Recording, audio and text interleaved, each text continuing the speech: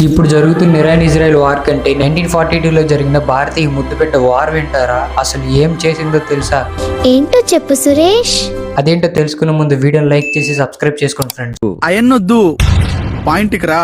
17 years అమ్మాయి చేతిలో Indian flag పట్టుకొని బ్రిటిష్ ముందు నుంచింది. బ్రిటిష్ తుపాకులకు భయపడకుండా వెనక్కి తగ్గలేదు. ఆమె ఎవరో తెలుసా? ఆమె పేరు కనకలత బరువా. అస్సాం రాష్ట్రానికి చెందిన ఒక సాధారణ గ్రామ అమ్మాయి. 1942లో జరిగిన క్విట్ ఇండియా మూవ్మెంట్ సమయంలో భారతదేశాన్ని బ్రిటిష్ పాలన నుంచి విముక్తి చేయాలని ఆమె నిర్ణయించుకుంది. ఆ సమయంలో ఆమె వయసు 17 ఇయర్స్ మాత్రమే. పోలీస్ స్టేషన్ మీద ఇండియన్ ఫ్లాగ్ ఎగరవేయడానికి ఒక ర్యాలీగా వెళ్లారు. అందులో మొదటిగా నుంచింది ఈ 17 ఇయర్స్ అమ్మాయి కనకలత బరువా. బ్రిటిష్ పోలీసులు ముందుకు రావద్దని హెచ్చరించినా కూడా ఆమె భయపడలేదు.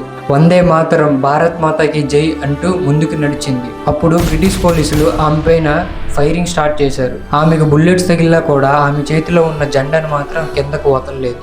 అలా దేశం కోసం ప్రాణత్యాగం చేసిన యువ స్వతంత్ర సమర యోధురాలు ఆమె. ఇది విన్నాక కామెంట్లో భారత్ మాతాకి జై అని కామెంట్ చేయండి. వీడియో నచ్చితే లైక్ చేయండి ఫ్రెండ్స్. అలాగే మీ ఫ్రెండ్స్కి షేర్ చేసి నా ఛానల్ని సబ్స్క్రైబ్ చేయండి.